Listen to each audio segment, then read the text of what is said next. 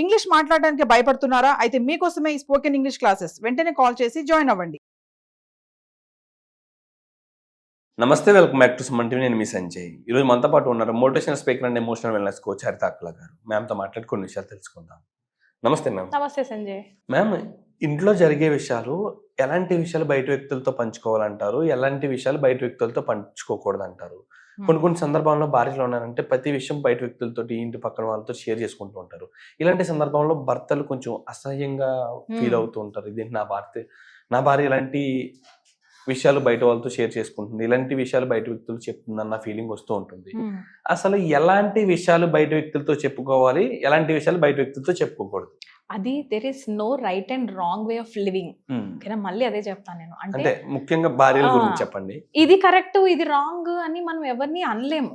ఇప్పుడు సపోజ్ ఆ పర్సనాలిటీ, ఆ భార్యది ఎలాంటిది అనుకో, ఏది కడుపులో దాచుకోదు, అన్ని బయట చెప్పేసే పర్సనాలిటీ అనుకుందాం. ఎంతవరకు మీరు హోల్డ్ చేయగలుగుతారు? మనం చెప్తాం చెప్పి మన నోళ్ళు అలసిపోవాలి తప్ప, వాళ్ళు అలాంటి క్యాండిడేట్ అనుకో, యాక్సెప్ట్ హర్. వర్స్ట్ కేస్ నేను చెప్తున్నా. లేదు, తనే కన్ఫ్యూజ్డ్ పర్సన్, సగం ఇలా అనిపిస్తుంది, సగం మనం మాల్ చేసినా కూడా మనం అర్థం చేయిస్తే అర్థం చేసుకునే భార్య అనుకోండి, అర్థం చేయించండి.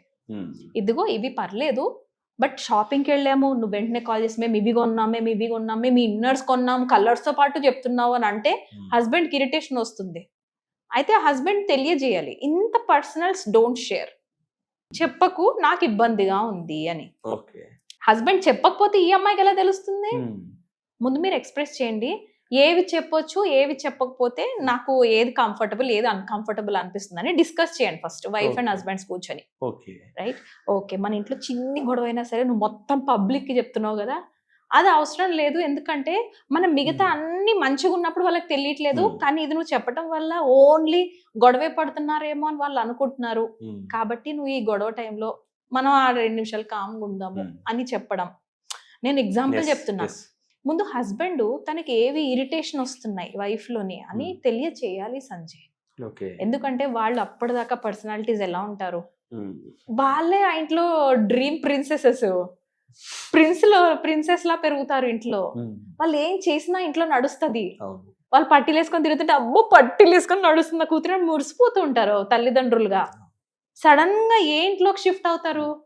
నీ కాలు అడుగు చప్పులు వస్తున్నాయి, నువ్వు అలా నడిస్తే మన ఇంటికి దరిద్రం చుట్టుకుంటుంది, సో నువ్వు అలా నడవకు. జనరల్ గా అలాంటి కండిషనింగ్స్ ఉంటాయి. నువ్వు వంట అలా చేయకూడదు. వీళ్ళు ఏదో వంట నేర్చుకొని వస్తారు, ఆ ఆలూ ఫ్రైలో నువ్వు క్యారెట్ ఎందుకు కలపవు? వీళ్ళు మిక్స్ అండ్ మ్యాచ్ లో వాళ్ళకు 5 years పడుతుంది వైఫ్ కి. ఏది కరెక్ట్, ఏది రాంగ్ కాదు, ఏది నేను చేయాలి, ఏది చేయకూడదు. Exactly ma'am. ఇలాంటి సందర్భాల్లోనే చూసుకుంటే ప్రతి ఒక్కరు కూడా ఇప్పుడు పెళ్ళైన వెంటనే కూడా భర్తలతో అన్ని షేర్ చేసుకోలేరు. అంటే నాలో ఏం నచ్చుతుంది, ఏం నచ్చట్లేదు అని డైరెక్ట్ గా అడగలేరు. నీలో ఇది నచ్చట్లేదని భర్తలు కూడా భార్యలతో చెప్పలేరు. ఒకవేళ ఈ విషయంలో చూసుకుంటే అసలు నిజంగా భార్యలకి మీరేం చెప్తారు? అసలు ఏ విషయం బయటికి వెళ్ళకూడదు, ఏ విషయం గడప దాటకూడదు అంటే ఏం చెప్తారు? మన ఇంట్లో గొడవలు బయటికి దాటద్దు. వన్ థింగ్, గొడవలు అస్సలు బయటికి వెళ్ళకూడదు. నువ్వు నీ మొగుడో 2-3 మాటలు అనుకున్నారు, నువ్వు నీ భర్త, నీ పిల్లలు ఏదో ఒక వాడు, నేను 2 మాటలు అన్నారు పిల్లలు, నువ్వు 2 మాటలు అన్నావు, రాత్రికి మళ్ళీ మీరు 4 కలిపే డిన్నర్ చేస్తారు ఇంట్లో. 3వ వ్యక్తి ఇంట్లో ప్లేస్ లేదు కదా, బయటికి ఎందుకు వెళ్ళాలి?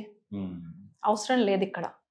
కానీ ఇక్కడ నేను ఒకటి చెప్తాను, ఎమోషనల్ వెల్నెస్ కోచ్గా నేను ఎంటర్ అవుతాను ఇందులో. ఆ ఎమోషన్ వాళ్ళకి హర్ట్ అయి ఉంటారు, అది కానీ ఎవరితో షేర్ చేసుకోకపోతే హార్ట్ అటాక్స్ వస్తాయి. షేర్ చేసుకోండి, but with the right person. Non judgemental గా ఉండే పర్సన్స్ ని వెతుక్కుని మీకు కరెక్ట్ గా గైడ్ చేస్తారు అన్న కాన్ఫిడెన్స్ ఉన్న వాళ్ళ దగ్గరికి వెళ్ళి చెప్పుకోండి. ఇక్కడ ఒక సిచ్యువేషన్ లో ఏం జరుగుతుందంటే, వాళ్ళు చెప్పుకునే విషయం వాళ్ళకి ఎంటర్టైన్మెంట్ అవుతుంది తప్ప సొల్యూషన్ దొరికే వ్యక్తి దగ్గర చెప్పుకోవట్లేదు. అదే చేయండి. భార్యలు ఏం చేయాలంటే, ముందు ఓన్లీ కోపం వెళ్ళదీయడానికే నేను చెప్పుకుంటున్నానా, లేకపోతే ఆ సమస్యను తీర్చుకోవడానికి వాళ్ళ దగ్గరికి వెళ్తున్నానా అని ముందు మీరే క్రాస్ చెక్ చేసుకుని వెళ్ళండి. నేనేం చేశానంటే సంజయ్, నేను ఇంకా బయట వాళ్ళ గురించి ఎందుకు, నేను కూడా అలాంటి పర్సనే. తెలిసి తెలియకుండా మస్తు మంది ఫోన్ చేసి అన్ని చెప్తుండేదాన్ని. ఒక మెచ్యూరిటీ లెవెల్స్ అందరికీ వస్తాయి. ఫస్ట్ 5 years ఆఫ్ మ్యారేజ్ లో ఎవరికి తెలియదు. We do lots of mistakes నుంచి నేర్చుకుని గట్టిగా అవుతాం. That is how life works. నేనేం చేస్తానంటే, ఏదైనా ఒక సమస్య రాగానే ఆ సమస్య మీద ఉన్న బుక్ ఏదైనా ఉందా అని ఎత్తుక్కొని బుక్ ఆన్లైన్ లో ఆర్డర్ పెట్టుకుంటా. మా ఆయనకు చెప్తా, ఇదిగో నాకు నీ మీద కోపం వచ్చింది, నాకు ఈ బుక్ కావాలి అంటాను. ఆయన అనుకుంటారు ఓ ఇది ఇచ్చే పనిష్మెంట్ అనుకోండి, లేకపోతే ఏదైనా, లేకపోతే నా Something. ఫర్గివ్నెస్ కాబట్టి నేను ఇలా రిటర్న్ అడుగుతున్నాను అనుకోండి, నేను అడిగేది ఒక బుక్కే అనుకుంటాడు. అమ్మయ్య బుక్కే అడిగింది, బుక్ తీసుకో. కాన్ఫ్లిక్ట్ ఈజీగా సాల్వ్ అయిపోయింది. లేకపోతే నేను ఎన్ని సంవత్సరాలు క్యారీ చేయాలి? హౌ టు ఆర్గ్యూ అన్న బుక్ మా ఆయన నుంచి ఆర్డర్ పెట్టుకొని కొనుక్కున్నాను నేను. మా ఆయన హౌ టు ఆర్గ్యూ బుక్ నాతోనే ఆర్డర్ పెట్టేస్తున్నావు ఆయన నువ్వు అన్నాడు. కాదు మామ, నీతో ఆర్గ్యుమెంట్ కాదు, జనరల్ గా వేరే వాళ్ళకు కూడా ఆర్గ్యుమెంట్ ఎలా చేయాలి అని నేర్చుకోవడం. ఆర్గ్యూ చేయకపోతే, ఆర్గ్యూనే నేను వద్దు అని అనుకుంటే లైఫ్ ముందుకు ఎలా సాగుతుంది సంజయ్? నీ ఇంట్రెస్ట్ వేరు, నా ఇంట్రెస్ట్ వేరు. ఆర్గ్యూస్ ఉండాలంటారు. ఆర్గ్యుమెంట్ కంపల్సరీ నెగటివ్ అని నేను అనట్లేదు. కాన్ఫ్లిక్ట్స్ రాని మ్యారేజ్ ఉండదు, కాన్ఫ్లిక్ట్స్ రాని ఆఫీస్ ఉండదు, కాన్ఫ్లిక్ట్స్ రాని పేరెంట్స్ ఉండరు, పేరెంట్స్ అండ్ కిడ్స్ ఉండరు. కాన్ఫ్లిక్ట్స్ మన పేరెంట్స్ తో ఫైటింగ్ చేయలేదా? ఒక్క రోజు కూడా అసలు ఫైటింగ్ అంటే ఏంటో కూడా తెలియదని చెప్పు. We fight, right? Fighting negative కాదు, కానీ సొల్యూషన్ ఏం వెతుక్కుంటున్నాం అన్నది ఇంపార్టెంట్. అక్కడ విడిపోయేదాకా తెచ్చుకుంటున్నామా, లేదా అక్కడ కూర్చొని ఓకే ఈ సమస్య వచ్చింది, ఇద్దరం కలిపి ఎలా సాల్వ్ చేసుకుందాం అనుకుంటున్నామా? లేదు, ఒకసారి హర్ట్ అవుతాం, ఒక్కొక్కసారి నిజంగానే వాళ్ళకి చిన్నది. నేను చాలా పెద్ద మిస్టేక్ చేశాను మా ఇంట్లో, చాలా సీక్రెట్ నాకు తెలియకుండా నేనే మా ఇంట్లో వాళ్ళకి చెప్పేశాను, అమ్మ వాళ్ళకి. అది మా ఆయనకు తెలిసినప్పుడు ఆయన ఎంత బాధపడ్డారు తెలుసా? ఇది టూ మచ్ పర్సనల్, నువ్వు ఇంత టూ మచ్ పర్సనల్ కూడా చెప్తే నేను నెక్స్ట్ టైం నేను ఎట్లా నమ్మాలి అని అడిగాడు. చంప పళ్ళును కొట్టినట్టు అనిపించింది నాకు ఆ రోజు. దట్ వాస్ హిస్ పెయిన్ బాబా. అప్పుడు నాకు తెలిసింది I should not hurt my man. నేను మా ఆయన్ని హర్ట్ చేసి నేను వెళ్ళి వేరే వాళ్ళకి ఎంటర్టైన్మెంట్ అవ్వకూడదు. ఎంటర్టైన్మెంట్ కాదు, లేకపోతే షేరింగ్ అనుకో. నా షేరింగ్ లిమిట్ ఎంతవరకు దాటకూడదు, మా ఆయన పెయిన్ అంత లెవెల్కి వెళ్ళకూడదు.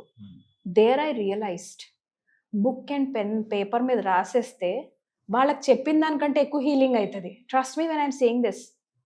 ఒకరితో షేర్ చేసుకొని నువ్వు హీల్ అయ్యే దానికంటే కూడా పేపర్ పైన నువ్వు రాయటం చాలా ఈజీ అండ్ బెటర్. లేదు ఒక సమస్య వచ్చింది సాల్వ్ చేసుకోలేకపోతున్నాను, మెంటర్స్ ఉంటారు, 15 మెంటర్స్ ఉన్నారు. ఈ 15 మెంటర్స్ లో ఎవరి దగ్గరికి వెళ్తే వీళ్ళు ఈ సమస్య సాల్వ్ అవుతుంది అని వాళ్ళ దగ్గరికి వెళ్ళి కాంటాక్ట్ చేస్తాను. వర్స్ట్ కేస్ అంతకంటే ముందు బుక్స్ వెతుకుతాను, because books give me energy. Books ఏ ఆథర్స్ ఉన్నాయి, అబ్బా ఎన్ని బుక్స్ ఉంటాయి, 100 బుక్స్ ఉన్నాయి, ఒక బుక్ తీసుకొని చదువుతాను. సమస్య సాల్వ్ అవ్వదా? ఈ రోజు ఇప్పుడు అయిపోవాలని కాదు, కొన్ని సమస్యలు ఒక వారం 10 రోజులు పడతాయి.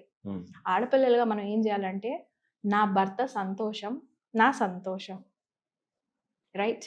I'm so sorry to say this, కొంతమంది నచ్చకపోయినా ప్లీజ్ రీప్రోగ్రామ్ యువర్ మైండ్. నేను అలా చేశాకనే కోచ్ అవుతున్నాను. మా ఆయన సంతోషం నా సంతోషం, మా ఆయన గౌరవం నా గౌరవం. ఆయన నలుగురు ముందు రెస్పెక్ట్ ఇస్తే ఆ రెస్పెక్ట్ నాదే. నేను ఎప్పుడైతే ఇలా స్టార్ట్ చేశానో, trust me when I'm saying this, మా ఆయన కూడా సేమ్ ఇవ్వడం మొదలు పెట్టారు. ముందు కూడా ఆయన రెస్పెక్ట్ఫుల్ పర్సన్, చాలా జాగ్రత్తగా, ఆయన మెచ్యూర్డ్గా ఉంటారు. నేను కొంచెం బబ్లీ చబ్లీ ఏది లేకుండా అన్ని కూడా వదలగొట్టినట్టు మాట్లాడే పర్సన్ నేను.